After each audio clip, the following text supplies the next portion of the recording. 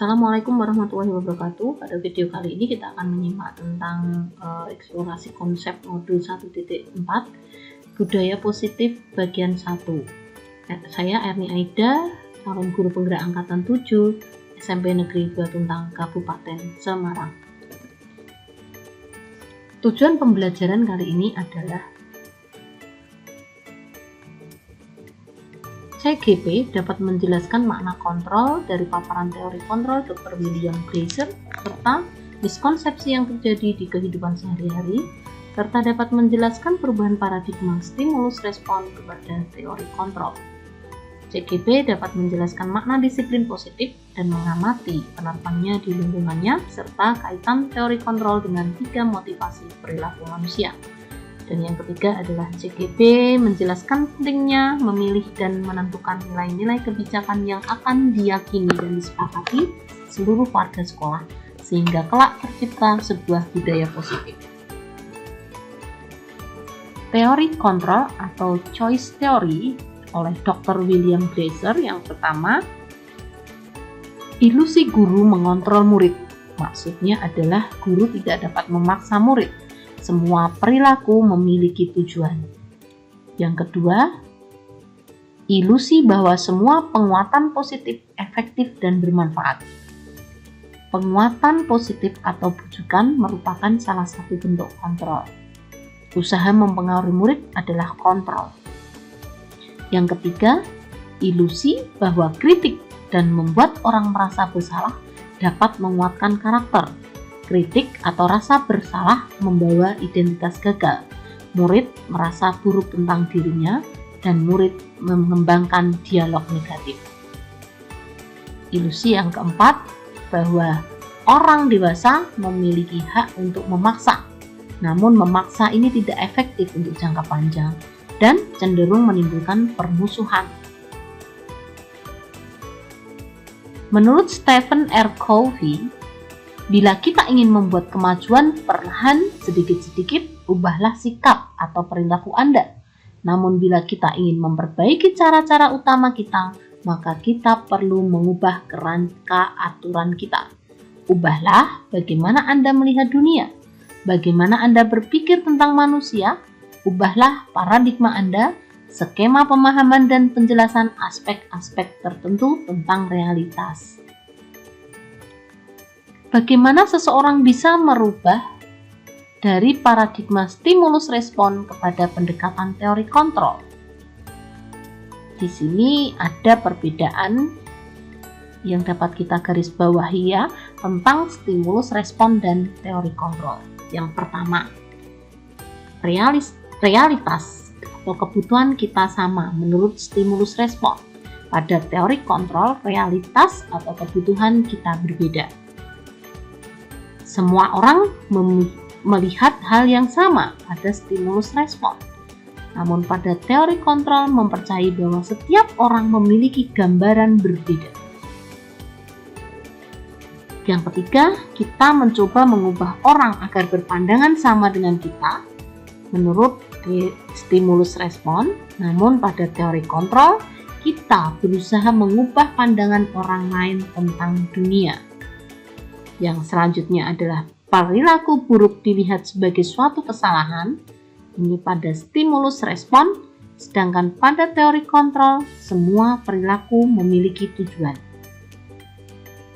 Kemudian yang kelima, bahwa orang lain bisa mengontrol saya. Ini adalah stimulus respon, sedangkan pada teori kontrol mempercayai bahwa hanya Anda yang bisa mengontrol diri Anda. Kemudian selanjutnya, di stimulus respon disebutkan bahwa saya bisa mengontrol orang lain, namun pada teori kontrol Anda tidak bisa mengontrol orang lain. Selanjutnya adalah pada stimulus respon, pemaksaan ada pada saat bujukan gagal. Namun di teori kontrol mempercayai bahwa kolaborasi dan konsensus menciptakan pilihan-pilihan baru. Dan yang terakhir adalah model berpikir menang kalah pada stimulus respon, sedangkan pada teori kontrol mengembangkan model berpikir menang-menang. Makna disiplin yang di sini yang pertama adalah menciptakan lingkungan positif, diperlukan penerapan disiplin di sekolah. Kemudian disiplin positif merupakan unsur utama mewujudkan budaya positif. Disiplin juga biasanya dikaitkan dengan tata tertib, teratur, dan kepatuhan pada peraturan serta hukuman.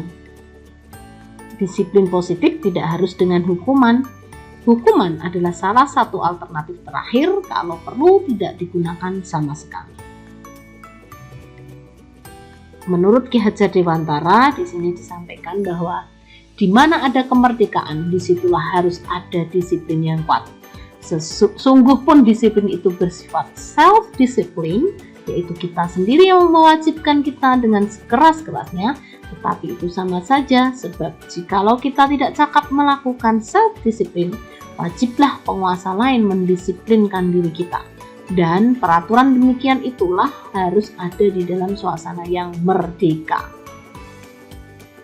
Di sini Ki Hajar Dewantara menyebutkan bahwa seorang siswa yang mempunyai motivasi internal yang tinggi, maka dia akan mempunyai disiplin kuat dalam dirinya dan menjadi murid yang merdeka.